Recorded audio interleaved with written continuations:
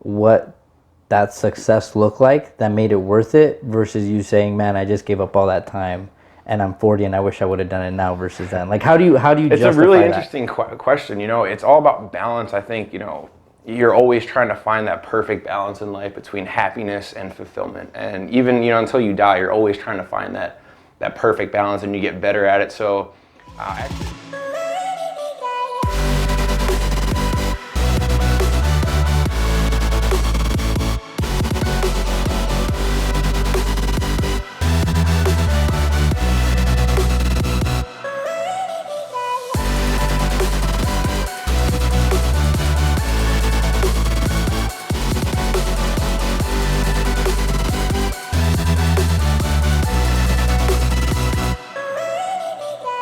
Everybody, so today we are here with Nick Silva, and man, let me tell you right now, you are crushing it. I mean, for your age, what you've accomplished, me and you barely started talking, and when you told me kind of like what you were doing, I was like, holy crap, right? Besides the bodybuilding, besides the job that you're in right now, you were graduating from what? I was graduating from ASU. I graduated 8 months ago. Okay, but what was engineering? Chemical engineering? Chemical right? engineering. That was my degree. Like holy shit! Like that in itself, right? It's not as crazy as it sounds, to be completely honest with you. But I know, but still, the term chemical engineer, you don't run across that every day. Yeah, definitely a more unique degree. It was a great experience, honestly, very fulfilling. But kind of glad that period of my life's over. So. Absolutely, I can definitely imagine that you had a lot of stuff that you had to sacrifice, right, in order to. I mean, when you're sacrificing a lot in college, regardless, right? But chemical engineering was something that usually takes it's a longer. Time commitment, right? So the minimum level of work that you would need to put in to even just pass or be successful is much higher than maybe other degrees. I wouldn't say, it can be challenging depending on your background. I mean, all degrees, you can put in a lot of time and effort. So, there are business majors that probably work just as hard as chemical engineers, but the minimum, you can't really slack off. Yeah. And that's what makes it, a big time commitment. So definitely, certainly some sacrifices of college experiences and the social life, but all worth it. And you're doing something different right now, right? Right now, you're not pursuing the chemical engineering, but what is the thing that you would take away from what you learned there? Like, what is the key element that you think you can take to anything? So it's just process. I mean, like the typical job for a chemical engineer, if you actually look up at job postings that would use a chemical engineering degree, they're never really classified chemical engineering. They're really process engineering jobs. And then you can go into kind of a lot of different industries, but I mean, you learn process design. So in college, it's really kind of manufacturing tailored, taking natural resources and actually making a product or, making chemicals, making things that we use, actual physical materials. But you start by sourcing a product. You do a bunch of financial calculations. I mean, there's tons of economic classes that I had to take to see if this process would even be profitable. Is it worth it? How do we optimize this process to make it more profitable? So by process, do you mean like discipline? Like there's just so much that goes into just having to make sure you have your backups, your A matches with your B, and then you got to make sure the C matches A with to the Z. Any business has there's tons of different processes that make businesses run. So being able to break them down A to Z, and these are the steps that we need to take to achieve a certain outcome in that business. That's really what a process is fundamentally, and you learn about process design. So that was the core skill I took from chemical engineering that is pretty much applicable to any business. Yeah. And so right now you went from that and you went to your current job, which is what? I'm a software consultant, so my technical title is solutions consultant. I work for a company called Pegasystems, a fairly large company based out of Cambridge, Massachusetts, the Boston area. I've been around for 30 years, so in the tech world, it's actually kind of like a dinosaur with all of these huge unicorns that pop up 5 years ago, 10 years ago. So been around the block, and I mean I support the sales executives, the account executives as a technical expert. So it is like a sales consulting role. Explain to me how you got there though, because that's the really interesting part is how you got there. It's a cool story. So I mean, chemical engineering was a great experience in college, but around my junior year, I realized that I didn't want to be in a lab. It's not what I wanted to do for a career. Again, learned a lot. I was going to finish it out, but I was kind of looking at what I actually wanted to do for a career. And I was always interested in tech. I actually thought about going into software engineering prior to chemical engineering. So I wanted to make that pivot into tech, into maybe consulting. And so I started trying to optimize my LinkedIn. Yeah. I looked at jobs that I thought would be a cool career path, jobs that I wanted to obtain out of college, and what it would take for me to pivot from chemical engineering in terms of the skill set that they're looking for. So I kind of collected a bunch of information, really keywords, primarily keywords, because I looked at it from an SEO, like search engine optimization standpoint, and what keywords are these jobs looking for. And I also read a statistic, I think it was my junior year, that 90% of jobs are sourced from LinkedIn today. Wow. So there's definitely like word of mouth, but most jobs come from LinkedIn. So it's really kind of like a numbers game. Once I said that, I was like, okay, well, that's really where the opportunity is. So went about just continually refining my profile, adding in new keywords, and then tailoring them to the experiences that I had, through my internships, through my research experiences. Yeah. How long did it take you from when you started to when you landed the job? So I got the job that I got now. I got recruited in, what was that? I think it was March, maybe February, March. I mean, I was working at Intel, so I had a job offer at Intel, so that was kind of like a safety net for me. Yeah. And I interviewed at a couple companies, but it was like a 2-month interview, so I actually didn't get the job until about like 2 weeks before I actually graduated. But once I got reached out to and I learned more about the company and the actual position, I was like, this is it. Like, I'm all in. This is the job I want. Yeah. So let me ask you, because from a standpoint of time, right? You're young. You're 25 years old. We were just talking about this like right before you got here, but when you're 40, right? When you're 40, 50, 60 years old, sometime in the future, and you look back at these years and all the sacrifice that you made, right? How do you determine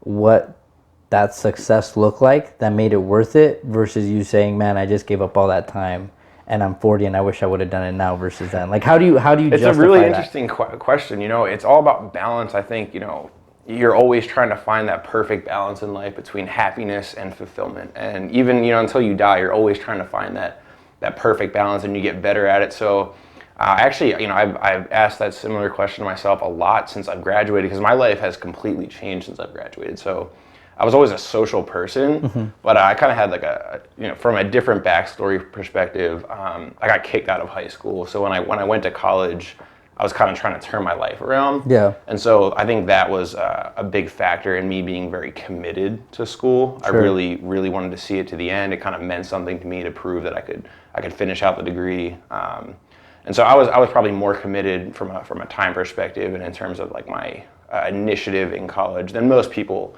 that were my age. And it's not good or bad, but I definitely was the kid who studied 7 days a week, spent, 40 hours in the research lab. Like, I was all around, just school was my everything. So I gave up a lot of social interactions, and I kind of look back, and I'm kind of against school now.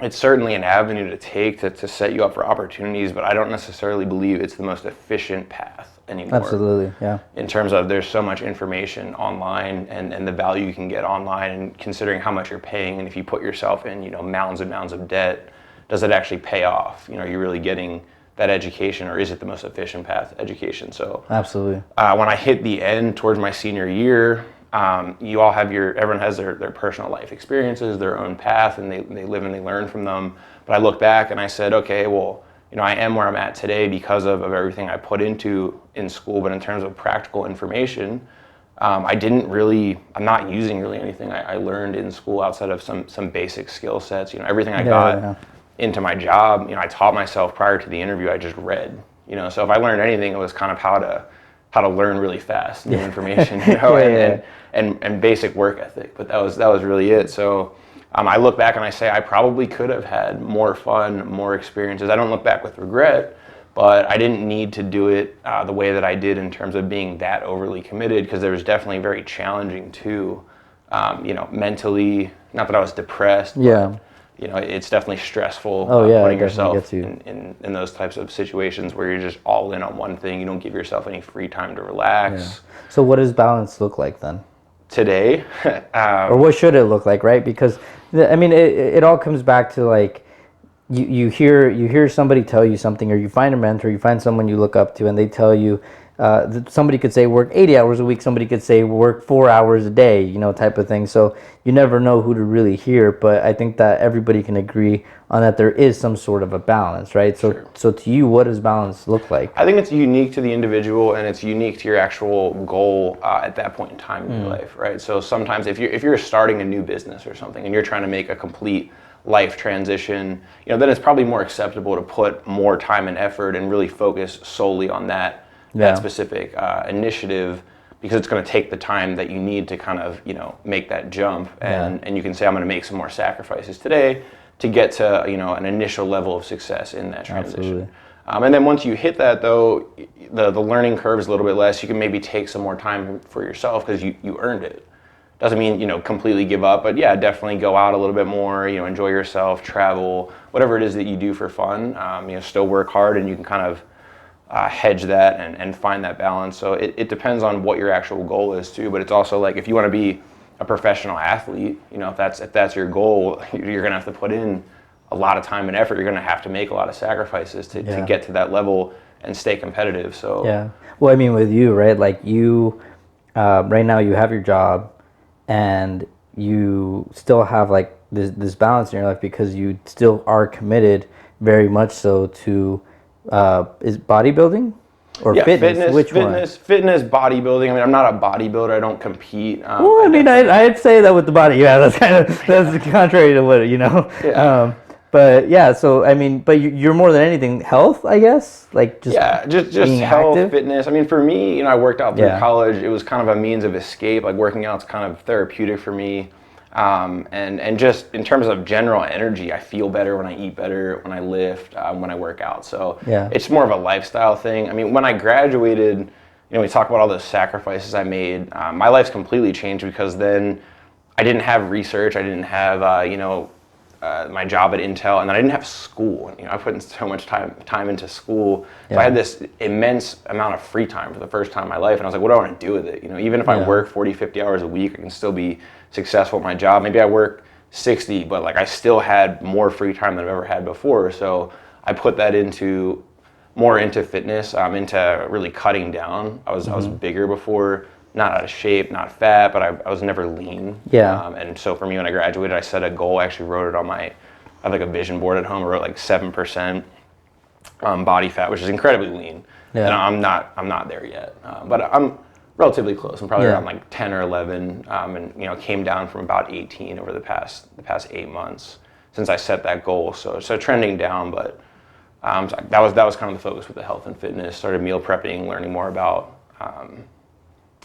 timing of meals, stuff like that, to get down to that. Yeah.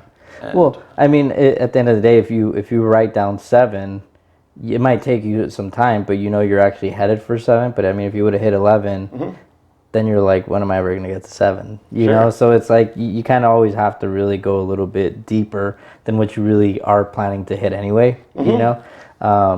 What do you think is like next, right? Because the thing with you is that you have the process, you have the discipline, that there's like this ambitious side to you, right? Like this, and you set the goals, you have the vision board, you have all these things. So like, what is the ideal life that you're pursuing? Like what the ideal life, that's that's also a really good question. I mean, it's about, for me, financially, I'm very financially motivated now more than ever. Not that I wasn't before, but college was a fulfilling experience, and now I realize that I can be fulfilled in my job, but also I want to put that energy towards something that's going to be the most financially beneficial towards me. So I mean, I can be fulfilled in a lot of different ways. I enjoy a challenge at the end of the day, whether that's health and fitness, starting a business, trying to make money online via different channels digitally. I mean, there's a lot of different ways. I just enjoy the challenge. And so you're saying, what is my ideal life? What does that look like? Like what are you heading? What are you heading making towards? an impact on people? I mean, if you asked me that when I was 18 years old, I went into chemical engineering for the challenge, but also because I wanted to make an impact. I didn't know necessarily what that was, but I wanted to help people. And I think if you can make an impact on that big of a scale, money's going to be a byproduct of that. If you can really help, change people's lives for the better, whether that's starting a new business that helps people health and fitness, whatever space it is, even if it's a nonprofit or something, you're going to be financially compensated if you can make an impact. So I would say from a holistic standpoint and like just a high level overview, what is, if I died tomorrow, or, at the end of my life, if I was going to look back and say this was successful, it was, did I make an impact on people? And was I able to have, a positive influence? Yeah. But I'd like to own my own business. Absolutely. Oh, nice.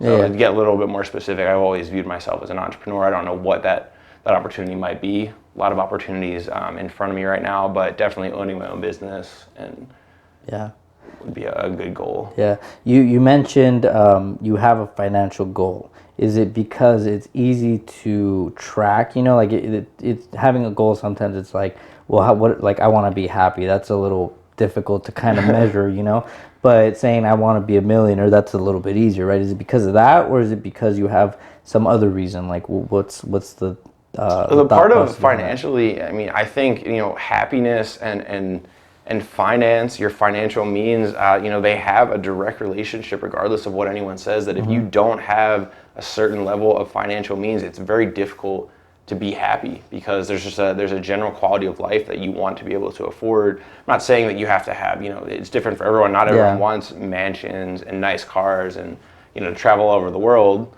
It doesn't mean as much to certain people, but even still, it's just, there's a quality of life is the best way to put it, with a certain level of financial success. And so in college, it was a struggle for me. I moved out when I was 19, and I was very fulfilled, but I didn't have that much money. I had enough to get by, but couldn't always do the things that I wanted to do. And then since I've got my job, I've graduated, my quality of life has gone up, immensely. And I can definitely say that I'm less stressed, more happy than ever. I was happy before, but certainly money was a big impact on that. Yeah. Well, so Gary Vee, right? Gary Vee says money can't buy happiness. And Grant says, without money, you can't buy anything. I disagree. I So, disagree. it's like... I disagree. I really think there's is it Brad Lee? He's another one. Yes. Yeah. So Brad Lee has talked about how money can buy happiness, and he's absolutely right. I think money 100% can buy happiness. It can't buy fulfillment. Yes. I don't think money can buy fulfillment, because you can be fulfilled with what you're doing, but you're broke and you're still stressed and upset, and your overall happiness is not there, even if you're fulfilled. And I mean, if you had $10 million in the bank and you can buy your parents a new house and you can take, family vacations everywhere, that certainly would contribute to a certain type of happiness that you feel. Yeah. It's I hear you loud and clear. Like, I get what you're saying is you use the money to buy the happiness, because there's certain needs that people need, like fulfilled, like a vacation, like you said, will buy that need to relax, stress, all these things that you can't really... It's a resource and a tool. Money is a resource and a tool. It's an enhancement. I mean, Bill Gates, I think, said that, and I'm not 100% positive, but he said that money is simply an enhancement. So yes, if you're a horrible person, you become a bigger shithead. Exactly right. That's exactly what he said. And if you're a great person, you're going to be, a philanthropist, and you're going to help, millions of people with money. It's just, so it doesn't change who you are. But to your point, there is the fulfillment and the happiness. Money is a resource for you to have experiences that you can then have happiness from those experiences. I like this question, so I'm going to keep rolling with it. Sure. If somebody, and take your time if you need to. If somebody gives you $5 billion right now. 5 billion. Billion. Because million, yeah, it's going to run out. You're already making the calculations. You're like, sure. if I buy 3 cars, I'm left with half. And, $5 billion. What do you do with that? What do I do with that? I would sit and I would evaluate for a very long time. Because you can do a lot with that. I mean... it's a good amount. You're going to take a time. That's time that you have to spend. $5 billion. In cash. I'm gonna donate a certain amount of that at some point. Like I think it might even be Bill Gates or whatever that like billionaire club is where they donate half. I forget what it's called. There's some movement to donate half of your wealth. Yeah. Mackenzie Bezos. pledged that. I think Jeff Bezos did too. They're going to donate half their wealth when they die to this, whatever, philanthropic. Yeah. Did I say that right? Yeah, yeah. Philanthropic cause. Nobody's gonna, ding you against that, right? Yeah. 5 billion. Yeah. So I would definitely donate. I would make sure. I'd kind of evaluate what resources are out there, funds are out there, what organizations are out there that could actually use some of that money and already have the initiatives and the channels set up that they can make an impact. And I would probably make certainly some donations immediately to make that impact. Would I start a business? I don't. Would I honestly? It's hard to say. You never really know until it happens. I think. I think that's part of the whole life experiences, right? Like I would always tell myself, I'm not a very materialistic person, but I definitely like nicer things. But how do you know how much material things you like when you start to make tons of money? If you're making $1 million a year. What is that threshold? You really have to experience it for yourself. So, I mean, do I just buy a house on an island, and enjoy myself? It's a difficult question if you haven't stopped to think about it, but it's one of those questions that is so large that it takes a lot of people back, right? Because, like I said, you say 5 million, you're like, yeah, if I buy 2 cars or a really nice house, there's $1.2 million houses, right? I'm left with 3.8. Like I gotta scale back at that point, spending stuff. But 5 billion, you're like, man, I can buy 100 houses and I'm still left with. You could literally, there's no amount of material things that you couldn't buy. At a certain point, it just doesn't even provide you any additional value. You could have vacation homes everywhere, private jet with $5 billion, and still have plenty of money, to live off of. And just interest. Like you could literally just live off the earnings from that lavishly until you die. So do you think that there is a certain dollar threshold that you would get to where eventually you would just get bored and stop? Or do you think that it gets to a point where you just kind of keep going? No. And so, I mean, I think the challenge of making money is just that. It's the challenge. At a certain point, there are going to be material things that will stop providing me value. I mean, once not to use like a Ferrari for an example, or like a mansion or something. I mean, once you buy one Ferrari or you have some car of that quality, I mean, buying another one, yeah, it's nice, but it's like you already have one. You already have a fast car. At that point, you're just accruing, a bunch of different fast cars. But it's like the value kind of drops off.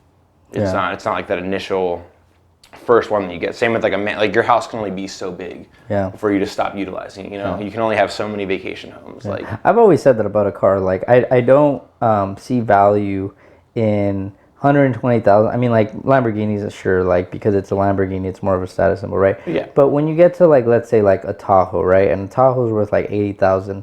I'm like, it's just room. You're just buying room at this point. Like it doesn't make sense to because you don't get more car, you don't get nicer materials. No, the value is not. Yeah. Yeah. So it goes like I think like you get to a certain threshold, and then after that, then there's the next one, and then after that, like that's pretty much it. Sure. So at a certain point, you max out that material enjoyment. I mean, you just buying more material things that's really not going to provide that much more value to you. And that's where I need to be intellectually stimulated at the end of the day. So I do want to make lots of money, but let's say I made lots of money and I would go, the $5 billion example, like I would probably go travel. I would definitely go travel the world. I definitely want to have that experience, go see the world for what it is. Maybe I do go to an island for 3 months and just, right. Just relax, right? And spend 0.1% of your money. Right, yeah, 0.01 on an island. But at a certain point, I would get bored. I definitely would get bored, and then I would think about, okay, what do I actually want to do? Because that need for fulfillment. Yeah. So 2 questions. 2 more last ones, right? These are the last 2. The first one, you say you get bored, right? And the fulfillment, it's weird because it always, for me, stems back to one thing, right? But, like, where does your fulfillment go back to when you think, like, I'm not happy because? I wouldn't know. It's not that I'm not happy. It's just. But you get what I'm asking? Like most people, they it's not that they get bored because they're bored. It's because their happiness requires something, right? Like, what does your happiness require? A challenge, like a true challenge in any way, shape, or form of what that is. when you start something new, there is that initial learning curve and there's that upfront challenge that you have to overcome. And I really enjoy being in the process, not exactly knowing what I'm doing, being uncomfortable. I enjoy that. Yeah. Right? That's how you grow. I thought you were like me. Yeah. So it's basically you enjoy the work. Yeah, exactly. You enjoy the work. Like I enjoy the learning process. Yeah. It's people ask like, how can you work 14 hours a day? And it's like, because it's not really work to me. Yeah. It's what else would I be doing? Yeah, exactly. Like, I don't know what else I would be doing with my time. Yeah, you enjoy yourself here and there, and you take some time off. But it's like there's nothing better than just like locking down, and applying yourself and learning and going through that challenge. So, and then you hit a level where you kind of accomplish that. It gets a little bit easier. That challenge decreases, and that's when I think you inherently, because of how you are, how I am, focus on what's the next challenge, what's the next thing. Yeah, absolutely. Okay, so last question, right? On your college days, right? And I made the same mistake too, where it's like you said, it's a learning process. You go to college, you pick the wrong career, you learn from it, right? And then you end up falling into what's really meant for you. But do you think, and if so, explain how, but do you think, is there a way for people to, instead of making the incorrect decision of the career they think that they should go into, stop and find what's really meant for them? Is there a way to do that, or do you just kind of have to fuck up and... You don't always have to fuck. I mean, you should always evaluate your situation and like don't jump to conclusions. Like I'm a big believer in controlled growth. Yeah. Okay, so like the worst thing is like, if you said, just because it's an easy example, I want to be a professional athlete, I want to be a professional baseball player, but like you're not even in shape, you can't even run a mile. Yeah. It's probably not the best idea to quit your job and say, I'm just going to swing a bat every day and I'm somehow going to make it because I'm going to work hard, right? Like there's a big gap there, right? There's steps you need to take in order to say at a certain point, okay, well, I can, there's like, what is it? There's like milestones you have to hit in order to earn the right to quit your job, and go and pursue that dream. So I never thought about that. That's interesting. So start running on the treadmill first, run 10 miles, like get a good meal plan or something just to continue with that baseball scenario. But you see that a lot with these Instagram influencers, and they're like, oh, I had to go all in and like have a career change, but at the end of it, like they weren't really doing that much to begin with anyway, so they didn't have that much to lose.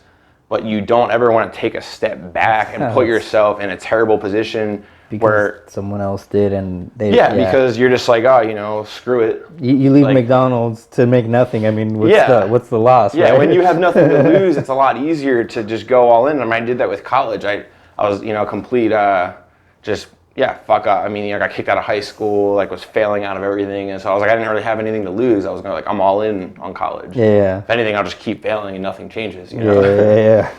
So it's a lot easier when you do that, but like you need to evaluate your situation always, and then, but at the end of the day, it is about having those experiences, right? So there's actually there's a quote I think he was like a world champion tennis player in the U.S. or something. It's a quote that I don't really hear pulled up a lot, but he said, it's Arthur Ashe, I believe, and he said, you have to get to the point in your life where going for it is more important than winning or losing. I think it's a very powerful quote. The act of putting yourself out there and going for it is more important, stepping out of your comfort zone, than whether or not you actually achieve, success or you fail. Yeah. So that's a big step for people, getting in an uncomfortable environment. And you're going to learn through those failures and those successes. So you have to have those experiences yourself, or you don't learn, you don't move, you stay stagnant. That one stuck with me. Yeah, that one definitely stuck with me. Yeah, there's times where you don't see anything, where you really aren't seeing like that happened to me, especially with my job before it was bought out by this last company. But I wasn't seeing anything, right? And it's like you just kind of have to just keep going. And that's really all that matters, is just kind of like knowing that things can change and they will change, and even if they don't, like eventually they will. But it's just that thing that it's like you can't just stop. Well, having a positive perspective is like one of the most important things that I was able to, changing your mindset. Like things can always be worse and they can definitely be better, but the lens that you view the world in is going to impact a lot of what actually comes after that. So if you can maintain a positive perspective and you honestly believe that things will work out. I mean, for me, there's definitely plenty of challenging times. Even now, I think human emotion naturally, no matter how successful you are, you're going to have some type of self-doubt. Always, Yeah. you're always going to have some type of self-doubt. Am I doing enough? Why am I not seeing the results that I want to see? Right and I'm away, putting yeah. in all this time. It's just natural. Even happens to the best of us. And but when I go to bed at night, can I answer the honest question of, did I do everything today that I could have to put myself closer to that goal? Even if I took 5 steps back, let's say, Yeah. did I do everything I could though, so that I didn't take 10 steps back today? Yeah. Because then if I can say yes to that Can question. I at least stay where I'm at, right? Right. Like if I can say yes to that question, I did everything I could, then I know that I'm the furthest along that I possibly can be. Yeah. I don't feel like I left anything out there, even if things aren't working out the way that I wanted them to, and I'm in a period of decline or, pushback or whatever it is, friction. If I can answer that question and say, you know what, I gave it my all today, didn't work out, there's always tomorrow, but I gave it my best, at least I know that I'm as close to that, that next step as I would be. Otherwise, I might even be further back along. So maintaining that positive perspective on life, I think will be, instrumental. Absolutely. In whatever you do. Yeah. So cool, man. We're literally, this is it. We're at the end. That's it. I always say to everybody, like, it goes so fast. It does, what too fast. Way too quick.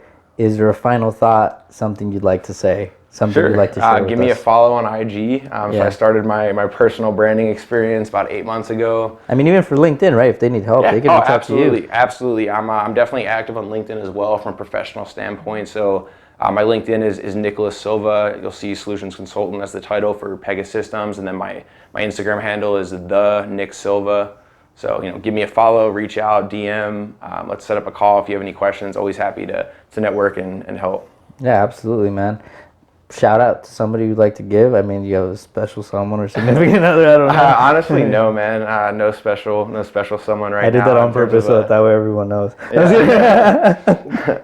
Yeah, no, recently single about 8 months ago. So from a girlfriend perspective, and then even like a mentor or anything about shout out a mentor. I've got a couple different mentors, but it's kind of just me, kind of just enjoying myself right now. So no shout outs. I was gonna say, like, last final question. I'm sorry, I've never done this before, guys. Bear with us. But who do you take as a mentor? Like, not somebody that, like, me and you are right here, but someone that you like their mindset, you copy. Like, who is that person, and what's the main reason that you listen to them? I love Gary Vee. I mean, I think a lot of the people on Instagram, they provide a lot of initial value, and they're great for like affirming like daily things that you already know. But in terms of like practical value, after you've changed your mindset and you can work hard, you can focus on a specific task at hand, you can go through challenging stages and you're comfortable doing that. You've taken yourself out of your comfort zone, and that's just becoming an everyday thing to you. There's not a lot more that they can actually do outside of changing that initial mindset. So that's often the hardest part. Yeah. Right. But once you do that, then then there's the actual work. Yeah. And at that point, you kind of just see them like as friends. It's really funny, right?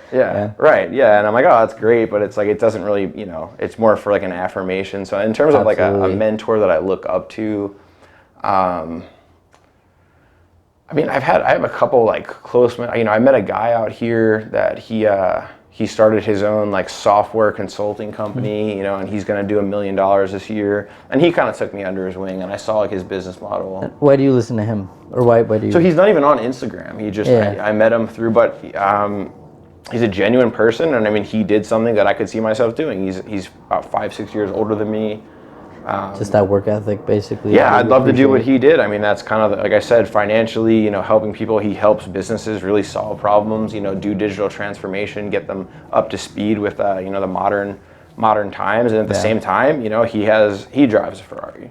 I'm a very humble person. It's like, I'd love to do what he did. He actually started in a similar consulting role, and then went into business for himself at like 27, 28, started his company, scaled it up, and like he'll do over $1 million this year. Great quality of life, and still trying to grow the business. So he has a lot of experience. I mean, a mentor is someone who can, there's the mentor, and then the mentor that takes you, like you're essentially like the apprentice, right? Like they have the experience and the knowledge. They that did what you want to do. Yeah. Sure. So you're looking up to them because they've done something that you want to do, and they have experience and value that they can provide to you. Yeah. And so that's the whole goal of a mentor. Speaking of the mentor coach piece, there's a lot of people who offer mentorship, and I just want to kind of throw this out No, there. go ahead, because I know where you go. From a grammatically, a mentor is someone who takes you under at no charge, in my personal opinion. There's a lot of mentors out there, and it's called mentoring now, but they're charging you a fee, and that to me is a coach. You pay a coach, right, to help you, do something, right, to help you get better at something, to help you train something, whether that's consulting skills, growing your business, running ads, or you're paying for a consultation. But when I hear the term mentor, a mentor has always been someone who has a genuine personal interest in your well-being. Mm-hmm. And so it's just kind of like a pet peeve of mine. I hear, people sell mentorship all the time. They're selling mentorship. I don't think you sell mentorship. Yeah, no, I get what you mean. It's annoying, but it's like there's people in every industry is what I'm noticing. There's the people that ruin it for everybody else. Sure, but if there's also a lot of value that those coaches and mentors can also provide, even if you pay them for a service. So key point: always continually educate yourself. Yeah, absolutely. Always try to learn. Absolutely. All right, guys. Sorry about that last rant. That's never happened before, but it was worth it, and I hope you guys agree with that. Mr. Nick Silva, we're going to put all your information in the description like we do with everybody else, right? So don't worry about that. I'll get all the information from you. Give him a follow. Any LinkedIn advice you need, this guy's available for you. He kind of cracked the code is what I gathered from talking to him. Crack the code of LinkedIn. Crack the code. Anything you need from him, reach out. Until next time, thank you for joining us. Thanks for the opportunity, guys. Absolutely.